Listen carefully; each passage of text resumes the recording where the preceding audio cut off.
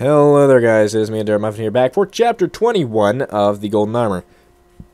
I wanted to clear up two things before I got started reading here real quick. First being, I was gone for about 2 weeks because I was at relatives' house for the holidays, so I really didn't have much time to record. So I do apologize for that. And second being, daily uploads will start today, excluding Sundays and Wednesdays. But I might maybe be able to get out maybe 1 to 4 chapters a day, depending on whether or not I have time for it. But yeah. In any case, I will get started here. But do excuse if I flub up a lot. I'm out of it. I've been away for about 2 weeks now, so I will be bound to mess up a bit more than I usually do. So I do apologize for that in advance. Let's get started here. The Golden Armor, Chapter 21. Monsters and Griffins. Angel gave a yawn as she stood up on the tower's balcony. Her newest assignments were bummers, standing all alone up on a wall or a tower where nobody went. I mean, who'd want to sneak into the Royal Launderer's tower anyway? Still, Angel was a guard, and as such, it was her duty to guard stuff. By now, Angel was used to being awake during the day, so her readjustment to staying awake at night hadn't been easy. She was twice found asleep by another guard, thankfully not a superior officer, and really missed her friends. Her big golden eyes lazily scanned the sky above her, stopping at the big, bright full moon. Angel loved looking at it because it often wondered what was up there. She personally thought it was cheese because Luna had to have something to eat while she was banished. A creak behind her caught her attention, and a bright flash of green just barely missed her. Angel yelled loudly and spun to attack whoever it was. Giving a loud snarl, the pony behind her, a dark blue one with a white and blue striped mane, backed away in fear, and soon was the victim of a merciless bat pony beatdown. Angel simply reacted as she brought a hoof up under his chin, and then landing a powerful kick to his belly as soon as he rose from her blow. The pony hit the wall, and his image shimmered before melting away to reveal a pony almost as large as Angel, colored midnight black and full of holes. A sickly colored green mane wafted around a large crooked horn, and a small buzzing sound could be heard from the translucent wings on its back. Angel's face melted into horror as she saw what she was fighting, and she tried to jump away before a sharp pain caught her tail. She was pulled backwards and hit her head against the tower wall, causing her to get dizzy. The last thing Angel remembered was seeing a large set of green eyes boring down on her before she blacked out.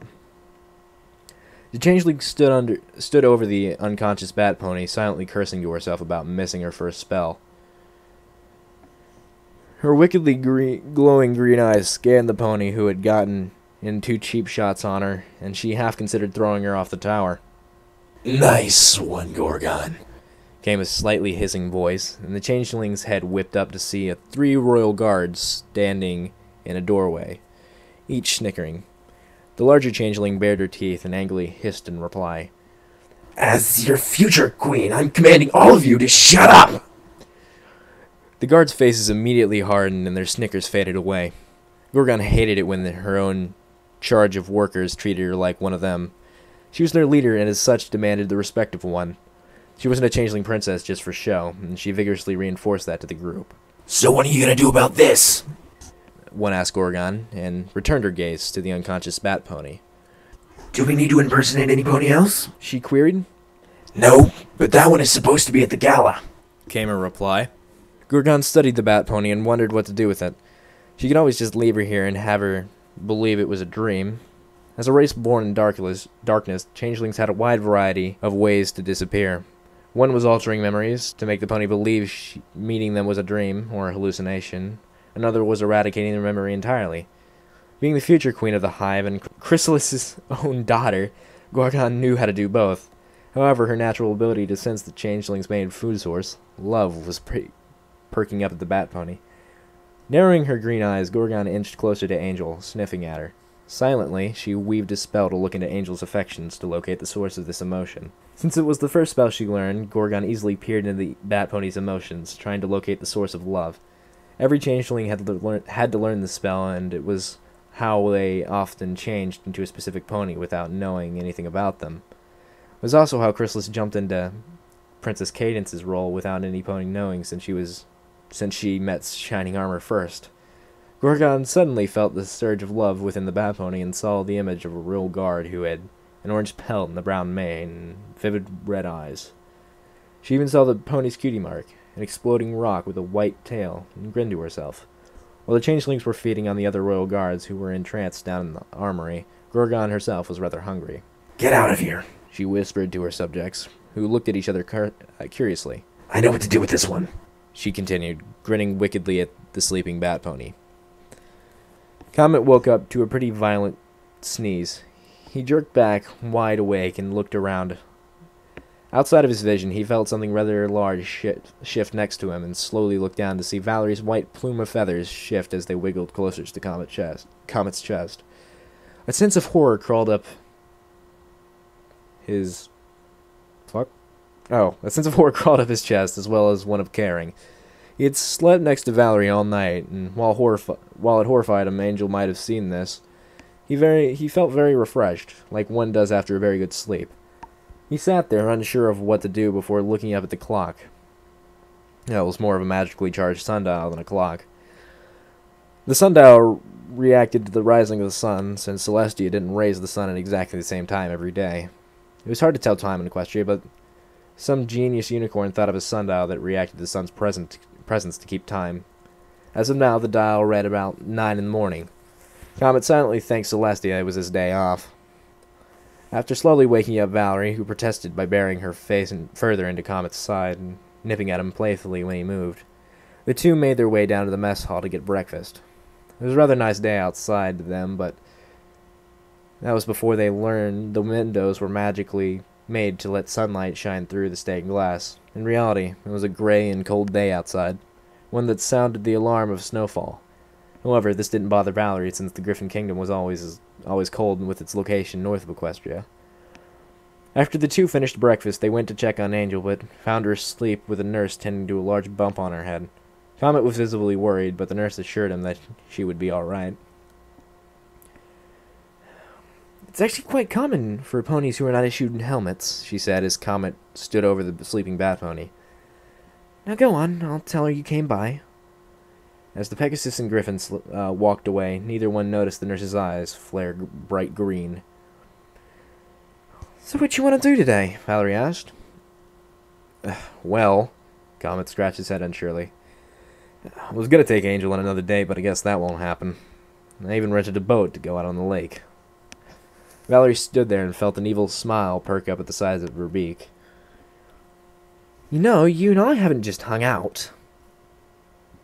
Comet's head turned to look at her as she pressed on, hoping he wasn't going to get mad at her. I have the day off too. Why don't we just go out and relax? Me, you, and nobody else. Comet had the creeping suspicion Valerie wanted to monopolize Angel's absence, but she didn't hint at any ulterior motive. He contemplated the ideas of just him and Valerie spending the day together before coming up with an answer. Sure, that sounds fun, he said with a nice but awkward grin.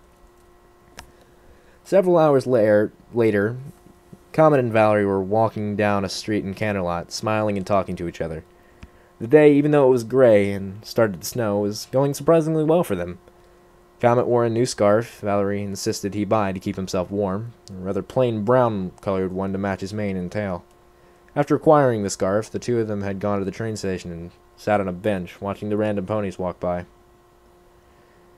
There, the duo just talked about everything, including why Valerie was here instead of the Griffin Kingdom. She explained that since her father was a high-ranking soldier in the kingdom, she was a prized griffin, and since she was probably carried the future of great warriors. She also told of how one griffin got stone drunk one night before the picking, and the ceremony where griffins competed for griffins, and tried to force her into an alleyway. Valerie, according to her own words, beat the daylights out of him so bad he had to be sent to the hospital. What happened next was a series of honor and pride-based mishaps. The Griffin's father claimed that unless Valerie's father either banished her or repaid his family's lost honor, there would be a feud between the two families. Valerie's father was very unhappy with her, but in no way got violent. Instead, after hearing Valerie's side of the story, he made the claim that the Griffin's own son had shamed the family by going outside tradition. Thus began a war of words, and that got heated to the point where the lord of the village, a griffin by the name of Hookclaw, settled the dispute personally. Valerie wouldn't be banished, but she would be taught her place by being whipped publicly. The griffin's son had to live with the fact that he had dishonored his family and himself, and suffer in the consequences thereof. After the proclamation, Valerie's father consulted with Hookclaw personally, and after much convincing and gifts, he finally agreed to let Valerie not be whipped. Instead, she would suffer only partial banishment to Equestria, where she would learn what would happen should she undermine the griffin's authority again. Comet simply sat there, stunned at what he had heard. Apparently griffins were more barbaric than he initially thought. And Comet, in response, spent the rest of the day doing whatever Valerie wanted, and tried to make her punishments less of one. The two ate at a fancy restaurant, since the Griffin's kingdom solely had taverns. They went to an art museum, since griffins felt weapons on a wall were art, and so on. Eventually, the sun sank below the horizon, and Comet, along with Valerie, sat on the roof of a building, watching the sky change colors. Comet sat still, marveling at the colors, while Valerie had a hard time concentrating on anything but him. She hadn't told him about one thing from her homeland, the rumor of Equestria being the safe haven for any griffin like herself. Now that she was with Comet, it felt like a dream. She had come to Equestria without cutting ties to her family, met a wonderful and caring stallion and almost didn't want to return home. Comet, although not a griffin, certainly had the build of a full adult stallion, muscular and strong, while gentle and caring at the same time.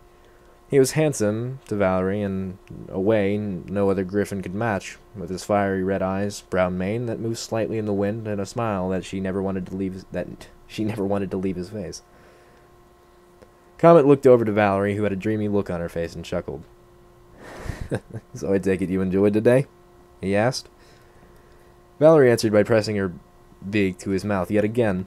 Comet sat there, wondering just what he was going to do. He had a cute and fun bat pony on one hoof, but now he felt a strange force vying for control of his feelings.